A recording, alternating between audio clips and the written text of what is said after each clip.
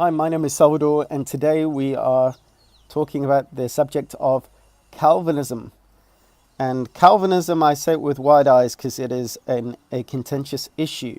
Calvinism is based on the name is taken from John Calvin, a French reformer, and his teachings were developed later and became what is known as Calvinism, or some people call it the doctrines of grace.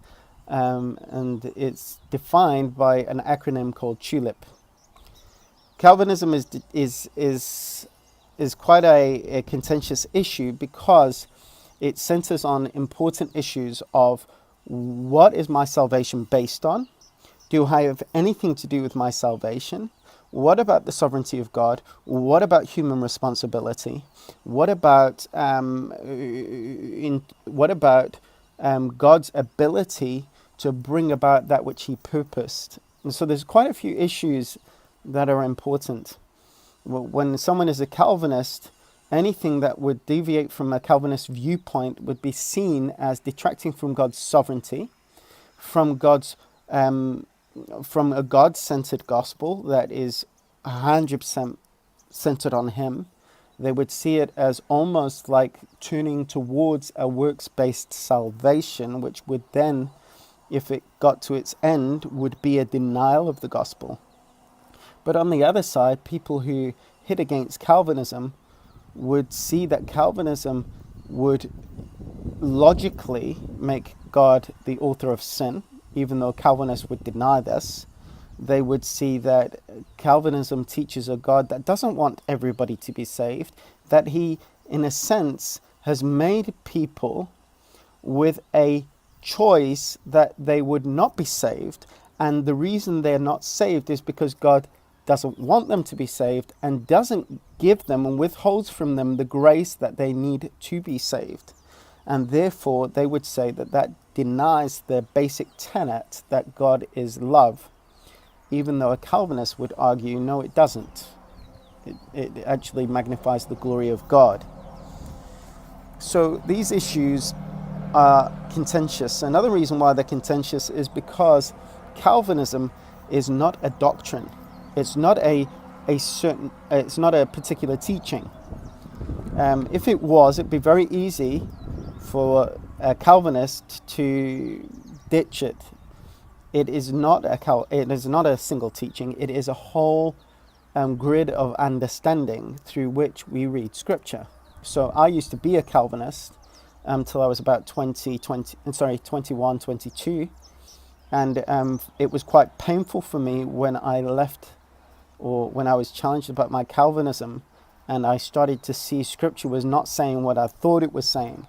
I started to get quite upset because it meant that a lot of things had to be thought through.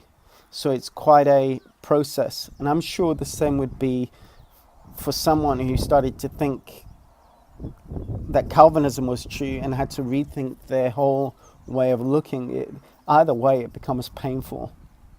It's even more painful when you have been in arguments, as I had, and argued that, we don't choose God at all. It says in Scripture, you did not choose me, but I chose you. And you make such a big stance, and now suddenly you're starting to say, well, I was wrong. That means that there's a certain shame attached for us to actually admit that we're wrong. So that's some of the issues that are surrounding this whole debate. Why is it important to look at it? It is important to look at it because this is affecting the way we see God. It affects the way we relate to Him. It affects the centrality of our salvation.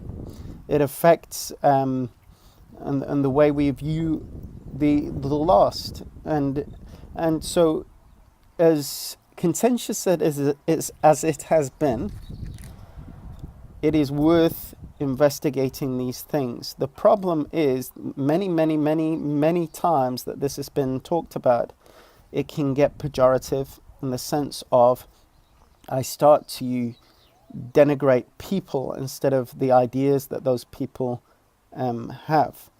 And instead of reasoning I start to make ad hominem statements which I'm attacking the person and not the belief. This short series of investigations into Calvinism and Scripture is meant for those people who are not Calvinist to understand what actually Calvinism is in its basic form, and also to see the main, what was the main bedrock of my Calvinism was basically Romans 9, to actually see what Romans 9 actually is about. And so in the next section, we'll look at basic Calvinistic teaching